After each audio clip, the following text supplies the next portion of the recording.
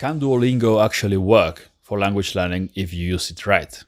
This is something that I get all the time in the comment section of people saying that Duolingo actually works really well if you combine it with other things, mostly going to classes, studying grammar, comprehensible input, of course. You listen to a lot of content in the language, you read a lot of content in the language, you do this, you do that, you talk to native speakers. And if you do all of that combined with Duolingo, then Duolingo works really well. And that is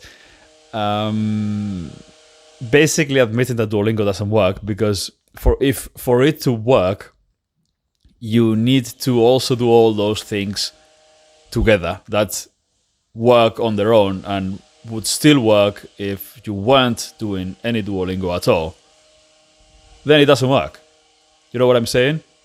So in order to get in shape, you need to work out more and go do more cardio and go on a diet, whatever, intermittent fasting, this and that, do all those things. But also you need to watch TV. And watching TV works for losing weight, because like if you work out and go on a diet and this and that and watch TV, then you lose weight. It's the same logic, right? So if you have to do a bunch of other things that work on their own without Duolingo, for the Duolingo to work in language learning, then Duolingo doesn't work in language learning. It's a waste of time. Had this comment, this guy saying that this is the plan, like comprehensible input, Duolingo, podcasts that teach you grammar, and Anki flashcards. And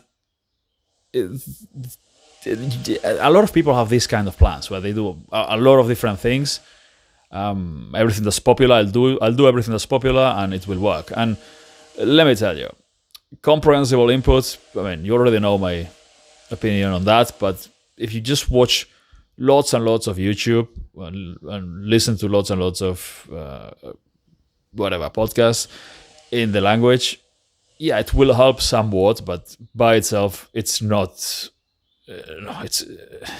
It's extremely slow and ineffective. And then podcasts that teach grammar. So you're basically doing comprehensible input, but worse, because the podcasts that teach grammar are going to be some dude in English, mostly speaking English, and then explaining something about the grammar and then in the language, and then a few example sentences and back to English, I imagine.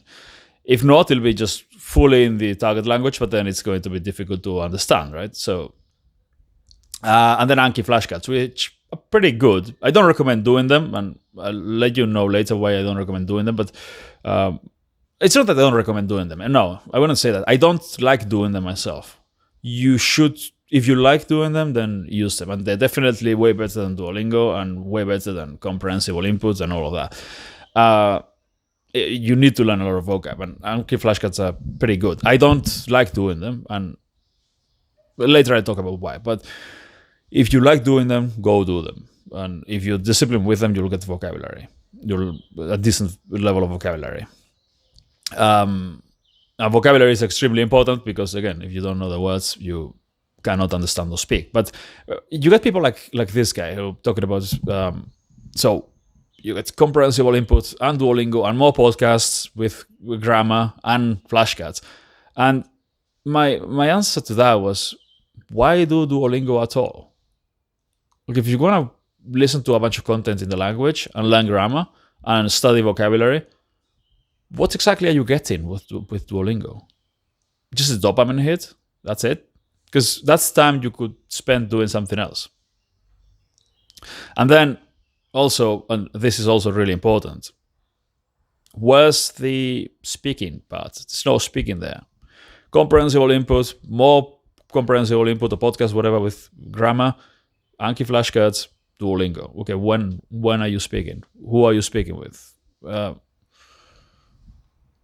You need to speak in order to learn to speak a language. And also, where's the feedback? When are you getting corrected? How are you learning actively? There's nothing there that's active, except Duolingo. But if you call that active learning, I don't know. So this is the problem. Like, the two main problems. Like these two things, the comprehensible input cult thing that's going on online with all those YouTube channels that telling you that you should only watch. No, my heart's not here. I can't do the just watch TV, bro. But basically, yeah, that kind of advice is terrible, and Duolingo is also terrible. And yes, you need comprehensible input, and you should listen to the language, and the more the better. But just by doing that, you're not getting fluent. And you need to learn a lot of vocab. Anki is pretty good for that. But I don't like it. I don't use it because it's slow compared to other things. So what I do instead of Anki is using lists, and I learn from a list, from a spreadsheet. It's much faster. And use audio files of those words and sentences from the list. And I can review it extremely fast. Just have it on my earphones, and I'll go for a walk, I'll work out, whatever, and I'll be listening to it over and over again, and I'll get a lot of reps while I do something else. And okay, it's not active listening maybe all the time, but it kind of is, because for the most part, because when you're working out, you do tend to focus on something. Like if you're listening to music, you really listen to the music while you're working out. So if you're listening to a list of sentences on repeat, you will listen to them, like really listen to them actively. You'll pay attention, right? And that's basically it, right? You need to learn a lot of sentences, useful sentences, do a lot of listening, and do a lot of speaking practice. And if you don't do that, it doesn't matter. You're wasting your time, and Duolingo is definitely wasting your time.